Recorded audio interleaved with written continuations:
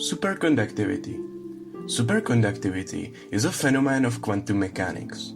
When material reaches status of superconductivity, it doesn't have any electric resistance.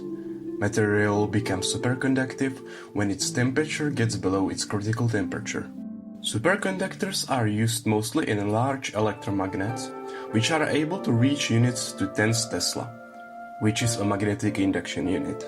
Superconductivity was discovered in 1911 by Dutch physicist H. Carnot Linnaeus, when he became able to liquefy helium and cool down materials to 4.2 kelvins or minus 268.95 degrees Celsius in a normal atmospheric pressure.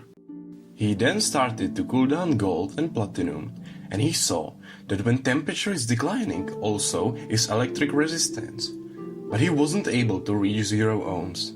He thought that was because of impurity in those materials, so he chose mercury. Because when you use distillation enough times, you are able to get it super clean, and that's how he made the first superconductor. Between 1910 and 1950, physicists were able to find more materials that were able to reach superconductivity, such as lead or tin.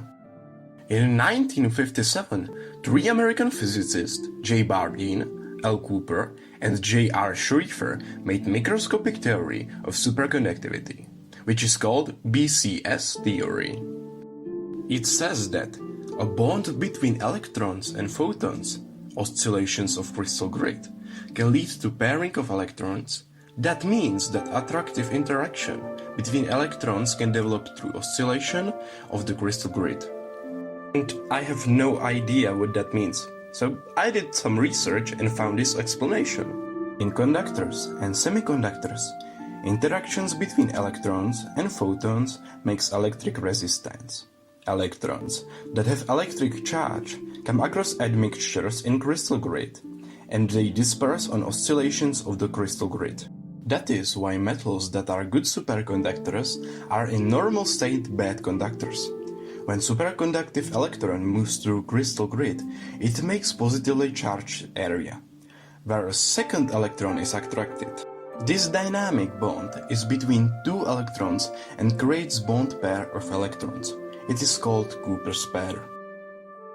One of the main properties of Cooper's pair is that they cannot behave independently of others.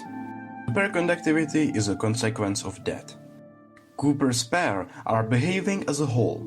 While in a normal state collisions of electrons and photons are random, in a superconductive state they are bound together. Authors of this theory, Bardeen, Cooper, and Schrieffer, got a Nobel Prize in Physics in 1972 for this theory. And that is all I have prepared for you about superconductors. I hope that you liked it and learned something new.